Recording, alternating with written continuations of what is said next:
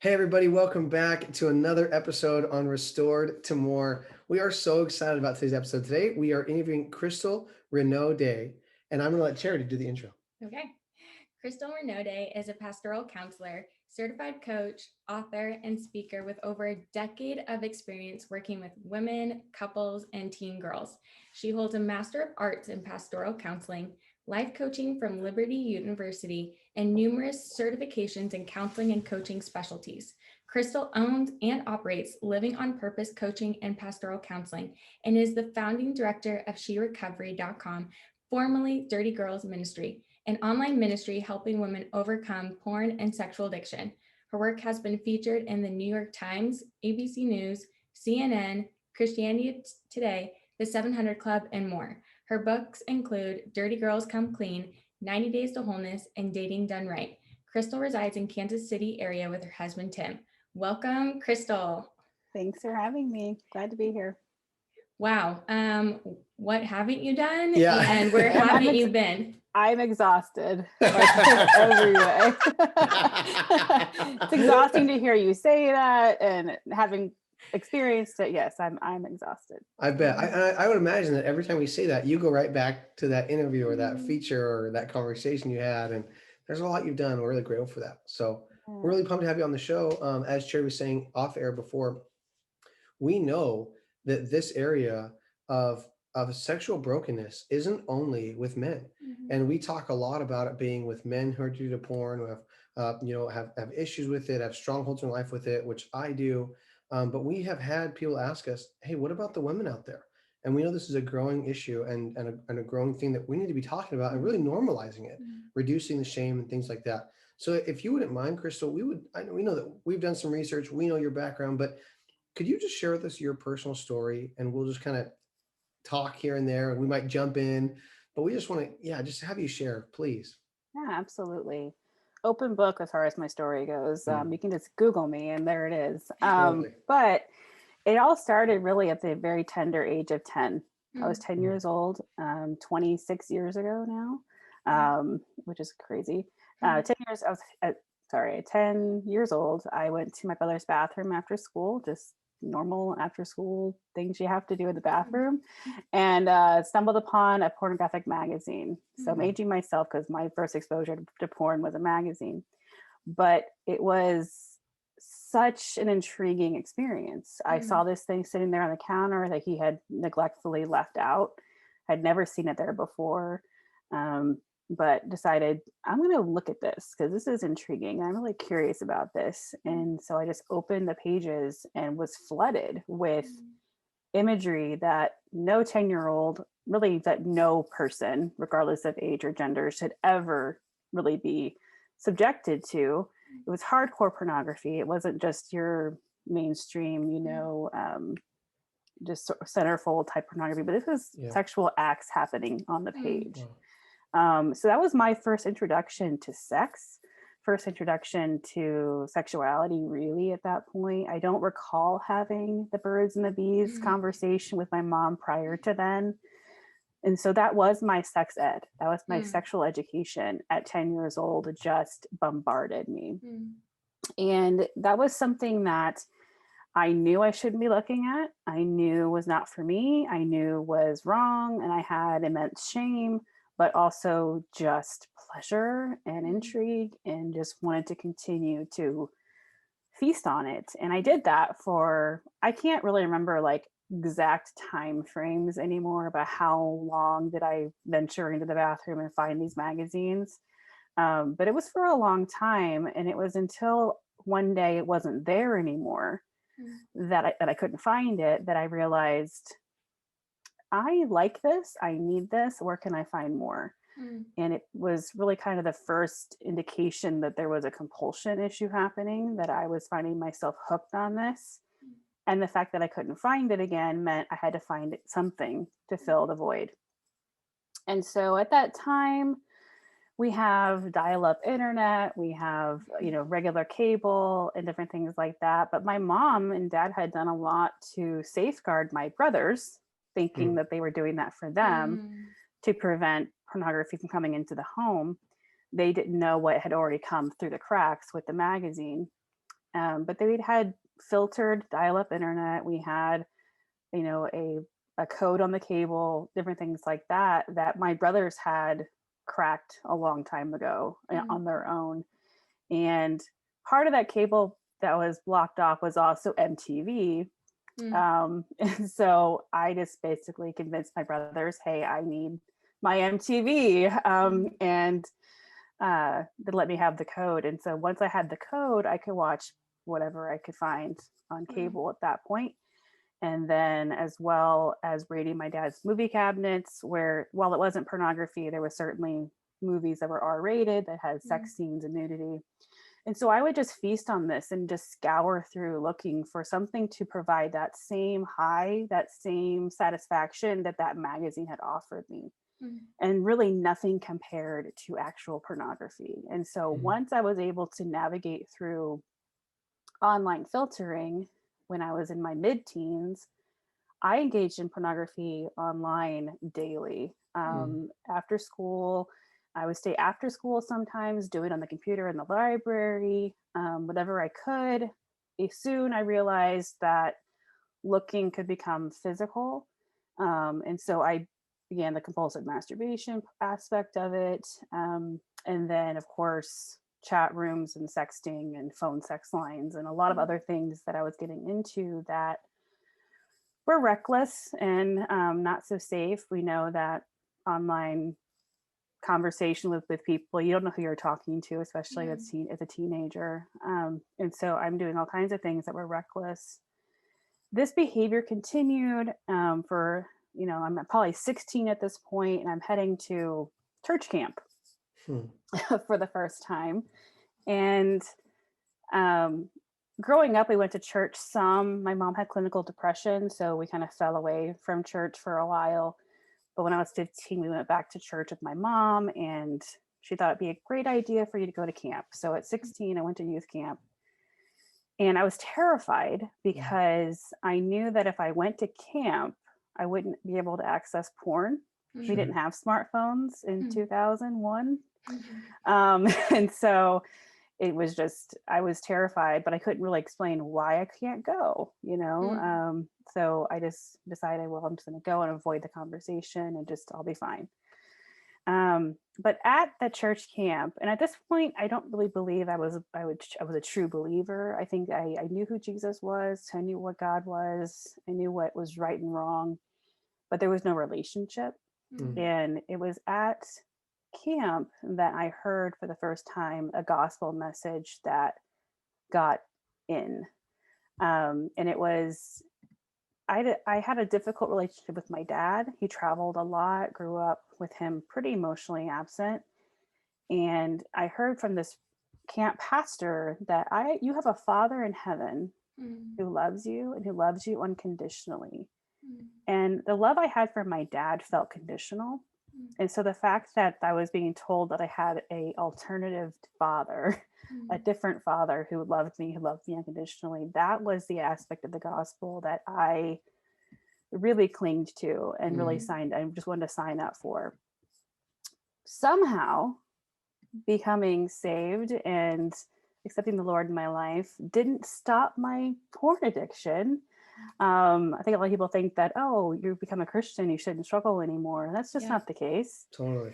And in fact, it got worse because the shame was so much more compounded. It was so much more intense that when I would sin with porn or self-gratification or whatever it is, the shame was so much more powerful and so much heavier than it was before. I really didn't see a way out. Every sermon I had heard on porn or sexuality in the church was always geared towards men. And what that told me was there's something wrong with you as a female, because you shouldn't be struggling with this. This is a man's issue. And so who was I going to tell? I absolutely believe that if I confess to having this extremely compulsive addiction to pornography, I'd be sent to the nut house, you know, or something, or some kind of exorcism, or something was going to happen that would be really extreme. And so I was terrified. But I was also terrified of what would happen if I didn't get help. which translates to a couple years later, I am 18, almost 19 years old. I'm struggling with my sexual identity at this point now because I'm watching a lot of lesbian porn and was really confused by that. Like, am I a lesbian? Am I bisexual? Like, what's going on? And I just decided, I'm going to have sex, because why am I wasting my time? I need to figure out what I am and go from there. And so I decided to go online, and at that point, the internet was faster. There was more things accessible there at that time. And I tried to arrange an anonymous sexual encounter online with someone. I end up doing that. I end up at the hotel that we had prearranged to meet at. I'm waiting for this person to arrive, and I'm just looking at myself in the mirror saying, what are you doing? Why are you in this desperate place? How did you go from a little bit of porn on a magazine when you were 10 years old to now you are sitting in this hotel room ready to give yourself away when you know you want to save yourself for the person that God has for you in marriage? And so I really feel like that was like, I felt like heard God's voice for the first time, like really speak to me saying, you don't have to do this. I have something so much greater for you. Just give me this. And so I waited, knocking on the door, person's here, they're ready to meet. And I'm just sitting here terrified and confused and just asking God, make them go away, make them go away, make them go away, so that I can get out of the situation. And eventually the knocking stopped, they left, I went home. Wow. Nothing changed because there's still no one to talk to. There's still nothing that I can do to reach out to someone. And so I felt so desperate. I felt dirty. I felt scared. I just felt so unworthy. And all the while, throughout all of this, I am leading the Christian club in my high school. I am leading worship now at church. So doing all these good, godly things, hoping through osmosis that I'd be set free. But that never happened. But one day I'm now 19 years old. I am at a youth ministry concert thing, charity fundraiser. And I am there volunteering, being this good Christian, and am so depressed, so miserable. This woman who I'd only met once before as an acquaintance had seen me from across the room. Her husband was one of the ones playing in this fundraiser band thing. And so she just asked me, hey, my husband's busy. Can I sit with you? And I said, sure. And started having this conversation. And she just looked at me and started telling me her story. And so many times when we're in the church and we're telling our stories, it is, Jesus is so good and my life is so great and hallelujah. And yeah. And she decided to tell me her true story, like her true, authentic, dark story, which included, I was a porn addict in high school. And now she's 23, 24. And I was, one, terrified again, because I'm thinking this woman somehow knows my story, somehow knows what's going on. She's trying to bait me and get me to admit that I'm a porn addict, and then I'm going to be sent off to the nut house or something, right? So the van's pulling up. It's like the van's pulling up, right? Yes. You just got to admit to it, Crystal, and they're going to shackle you. And they're going to grab me. Like, it's going to happen.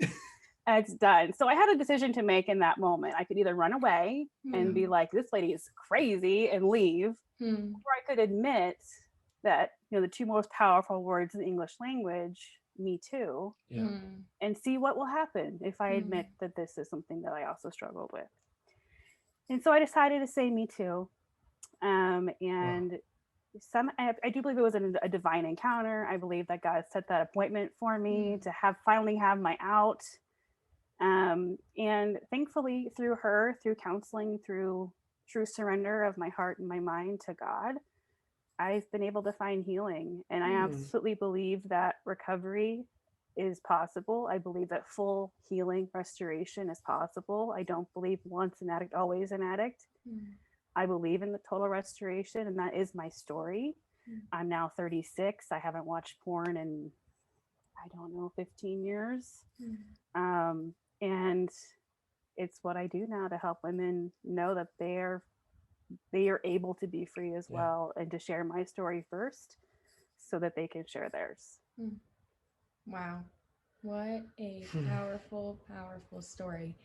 Thank you so much, first of all, for sharing all that. And just there's so much authenticity and realness, and it's amazing to see like where you started to where you are now, doing the complete opposite of everything that you were, that's a good point. you know, that you believed in doing. Now living a completely authentic, transparent life and letting people in is just so beautiful. Seeing God just completely restore you, and then now seeing the impact that you've had on so many other women's lives is beautiful. So just thank you for saying me too, so that others can live in freedom with you. And I do give God the credit. I mean, I think about that day, that concert, and I'm thinking, what if that didn't happen? Like, where would I be? And I can only imagine that I wouldn't be right here. And so I'm thankful for Anne. I'm thankful for her story. I'm thankful to God for my restoration. And I do give God all the credit for where I am today. Oh, well, go ahead. I heard us both take a breath. Go. We never know who should share or whatnot. We just kind of look at each other, screw each other's hands, or do a knee tap or something like, you go. Does that mean me or you? You go. You know, I just appreciate what you shared too. First of all, thank you. Like Jerry said, just your transparency. And we know that your story's out there in your book and so many things out there. But I think there is a whole level of shame that is experienced by Christians versus non-Christians that you talk about.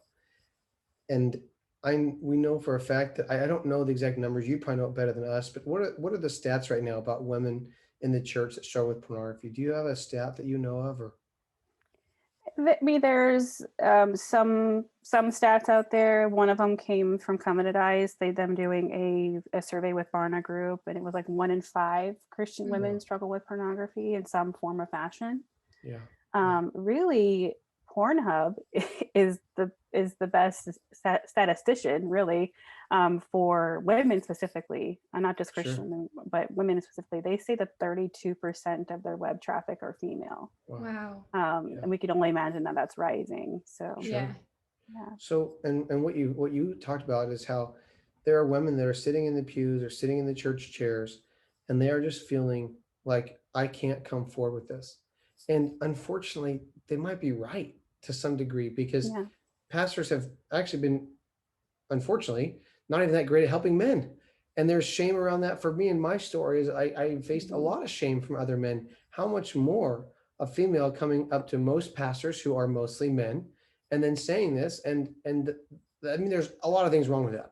So I would just love to hear, like, what encouragement do you share to women who feel stuck in the shame and feel stuck in the shadow and are so yearning to open up, but just don't know where to go for help and how to even start that conversation? You know, I will say that today's struggling woman has far more resources at her disposal than I did, or even 10 years ago or 5 years ago. There are women who are rising up, who are sharing their stories, who are blogging, writing books, who are speaking, who are sharing about these things. And so I want that woman to know, first and foremost, you're not alone. Just do a quick Google search. There's many, many stories out there now and resources available to help you.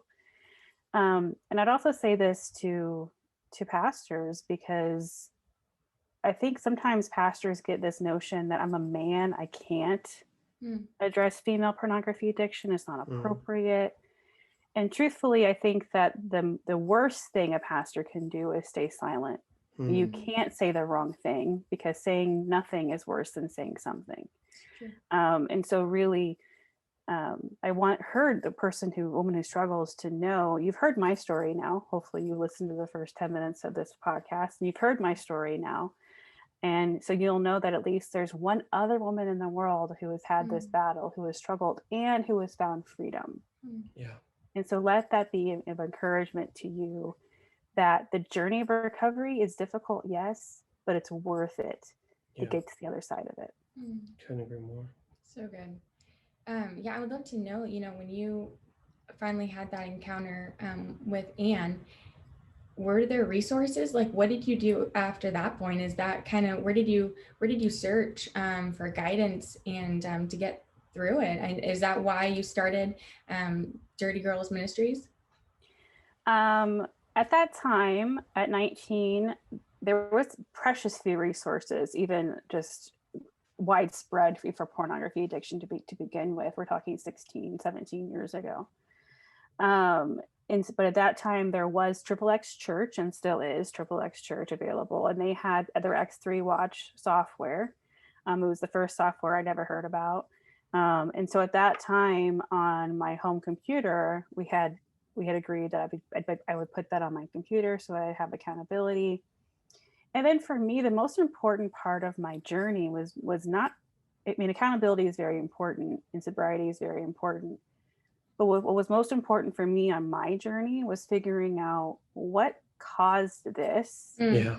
what is leading me to it over and over again, and what am I medicating? What am I self-soothing? And so counseling for me was, bar none, the most important thing that I did, short of surrendering my heart and mind to God.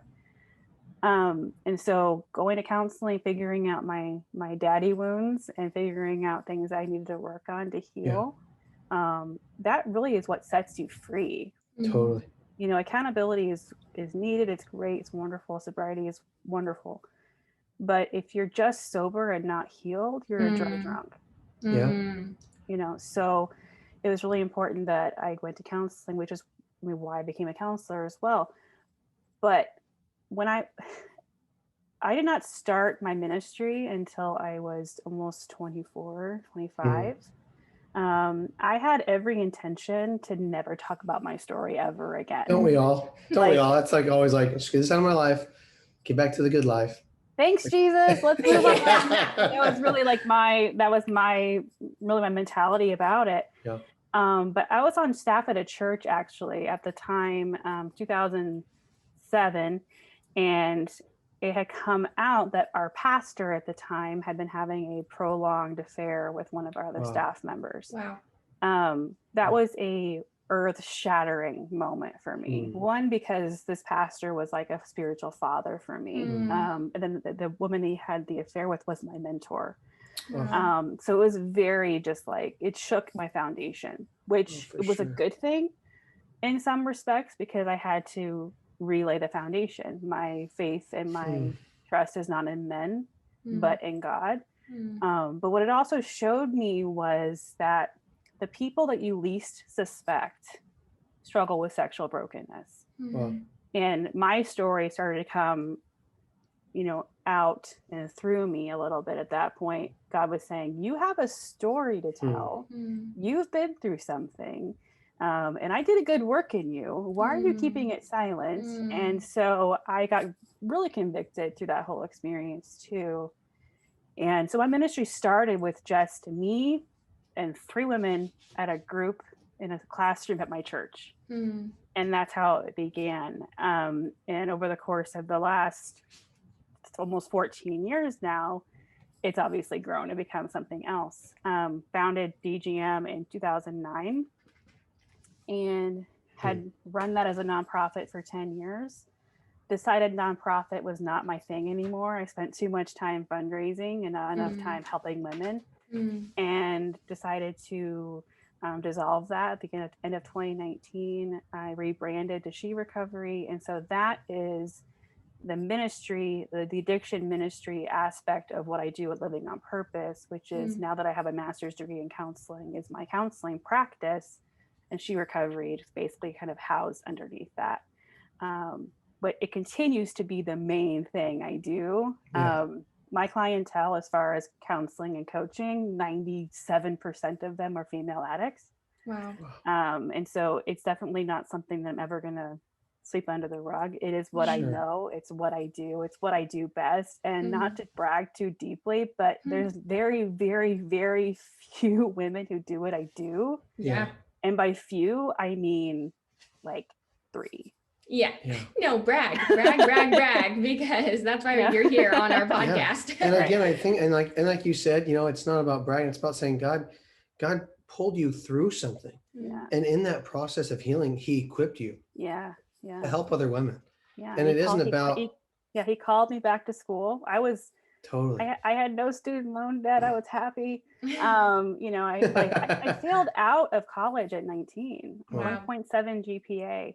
Wow. Went Yeah. back to school at 27 and graduated with honors. So you never know Wow. what God has for you, what you're going to do. But I found what he has called me to do, and he's equipped me to do it. And it's not something I ever see myself stopping. I just hope someday you're able to mentor other counselors in this, because I believe your calendar is going to be, if it isn't already, so booked that you don't have the time capacity to do all the things family wise and to be available in your own life. And you're going to equip other counselors to do this work so that they can even have a broader reach, because like you said, this is not an issue that's going away anytime soon. And I mean, I've heard different people say it's the fast growing addiction in America because of it being anonymous, affordable, and accessible more than ever. I mean, with the technology, I mean, we've put the issue not even as a desktop anymore, it's in our front pocket. Yeah. And it's accessible in literally less than a second. Yeah. And I love what you say, Crystal, because I think it's so important for everyone to hear that there are so many great tools out there for behavior modification.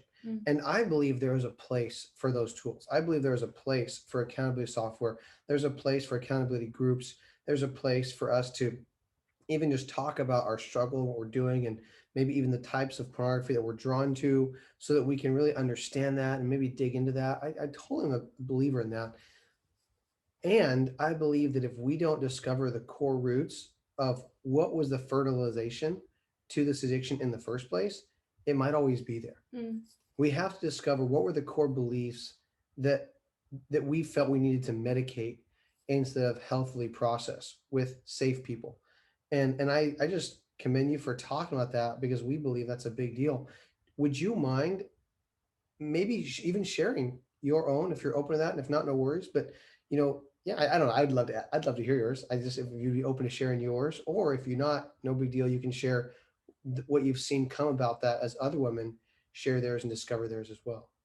Yeah, whenever I offer free consultations with every woman who wants to meet with me for counseling, just so she can see if it's a good fit. And part of it is so that I can tell her that this journey is not about behavior. Because, and I do come from even 90 Days to Wholeness, my workbook, like there's a need to understand that recovery is a holistic process. It requires body, mind, and spirit. And addiction means you are hooked physically with brain chemistry. You are hooked emotionally, and there's a spiritual component for those who are believers. And so I think that that's a very important thing to reiterate. That it's not just about behavior. What happens when you just focus on behavior is that addiction has transference. And so if you have one addiction, you may trade it for something else because your need to cope and your self-soothing behaviors haven't changed. Your need for those behaviors hasn't changed. For me, I alluded to this earlier. My relationship with my dad was very difficult. He is and was a kind man, good man, but he worked for a living outside the home. He traveled 90% of the time. I'm the youngest of three, only girl, and my mom had clinical depression from the time I was 8 till I would say 10 or 11, but of course there was consequences of that continuing for a while as well. Just as she went back to work, and it was just difficult. But she's also a believer and was a deep foundation for me spiritually as well. But I had a deep daddy wound. And it wasn't because he wasn't there. I mean, I don't know if I want to say it's worse, because he was there, but not there at the same time, because he'd be home from his business trips and he was the disciplinarian. He was there to work on things and on the house, but he wasn't there to be a daddy.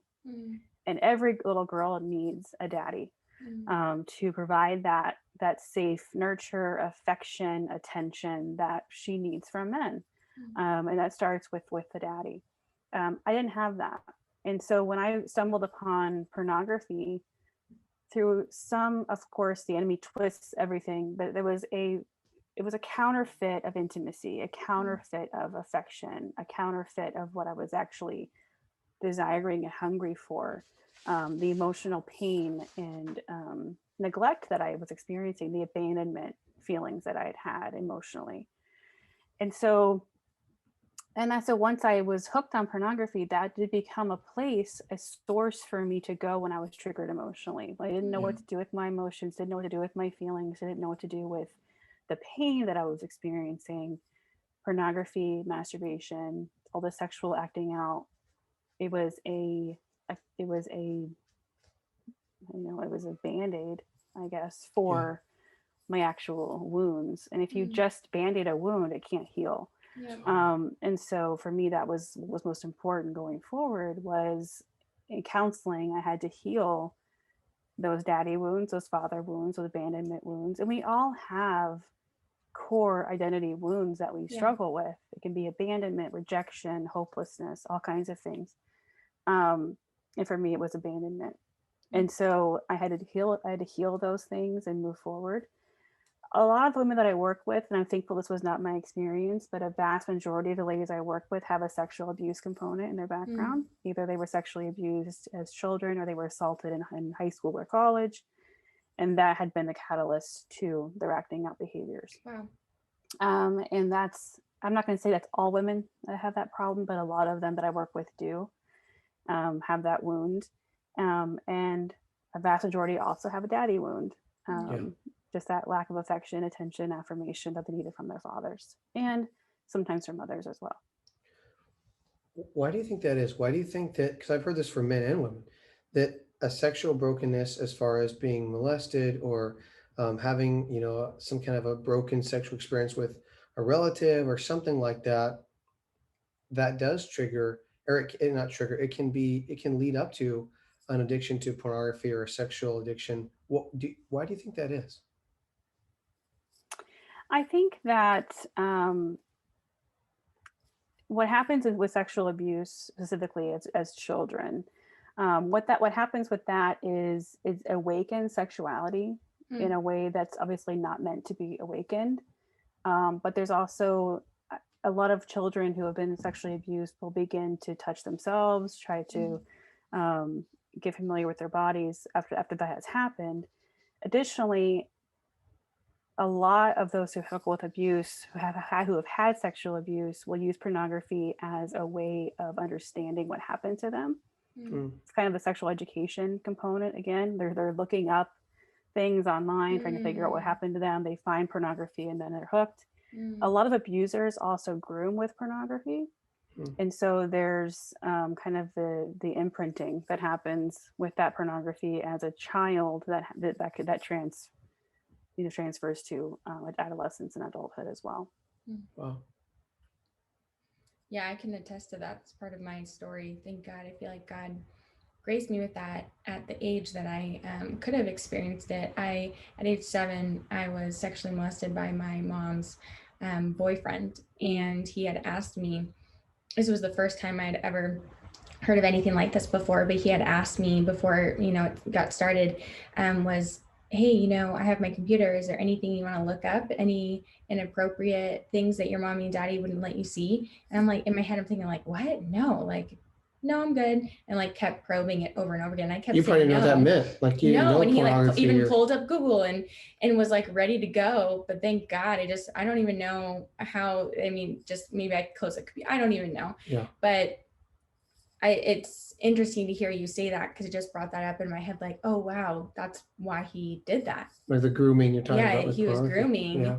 And I would have been 7 years old. I mean, I got introduced to it from a friend, a woman friend. Actually, it was the first time I had been introduced by porn in high school. So God graced me with 10 extra years. But it was more so from now sex ed kind of, hey, let me teach you, so you can be prepared for high school, blah, blah.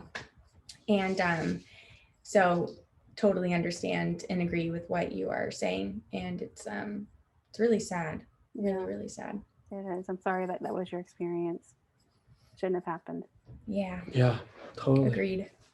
I'm sure you get this question a lot. And again, our audience is a mix of both. And so my question would be, what are the similarities and differences between men and women who struggle with porn addiction? I like this question because I get it all the time. Sure. And I was excited to ask him, like, oh, I want to ask this question. And you're like, yeah, okay. Yeah, I get it all the time because the mentality is that there are so many differences. Sure. But that there must be. But the reality is there's not. Yeah.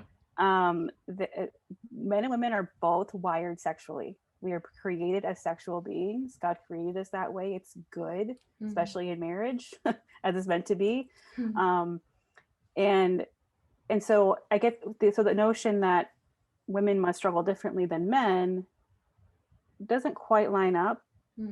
I think that yes, women are more relational and emotional. And so I think that sometimes the draw to pornography is in a greater way escapism than maybe for men. I think men, it is, I think, more often physical and visual. Women, it might be more emotional escape. But I think that flip flops I think it happens for both. So you can't just pigeonhole or make a blanket statement about how men struggle and how women struggle. I think every individual addict or struggler will struggle in their own unique ways, and the why is extremely unique. And the how is also very unique. And so I don't think we can look at it as a gender thing or as a Christian, non-Christian thing. It's a every person thing. And we have to, in each person who's in healing and recovery needs to be treated uniquely as well. Because there are women who, have abuse in their background. I didn't. I had an abandonment wound, but I was not sexually abused. I was not assaulted. My healing looked different than a lot of my clients because they have to heal that deep, dark wound of abuse, which is very, very difficult. And so the whys and hows and all of that are very different. And there's also many men who have been sexually abused.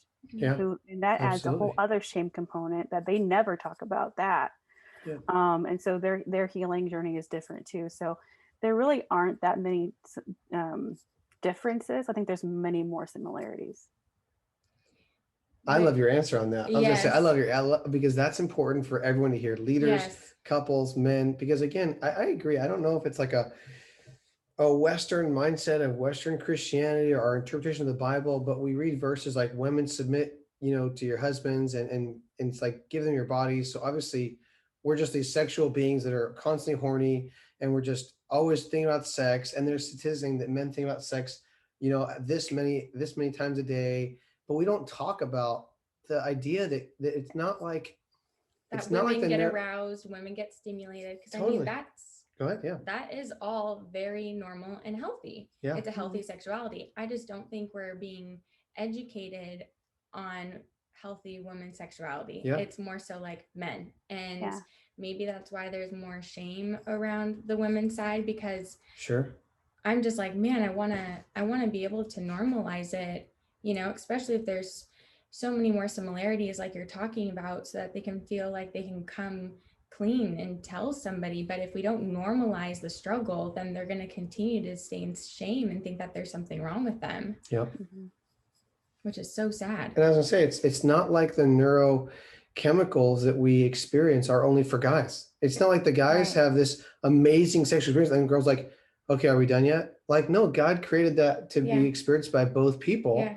If you're asking that, I'm doing a bad job. I mean, it's like, it's like, we're like, obviously I'm just worried about me in the sexual experience, but that's a whole other conversation about men or husbands and wives and our husbands doing enough to, pleasure their wives. And we totally, we can talk about that some other time for sure. But it's something we should be talking about, not avoiding. Exactly. I think everyone got a little like they heard that was like, oh wait, are we going to go there right now? Like, no, we're not. But we will. I promise, because that's important, and it's not supposed to be gratification on one side, right? The wife is not supposed to pleasure the husband, and then it's a done deal. Like there is supposed to be, and my opinion is that the guy is supposed to first please his wife.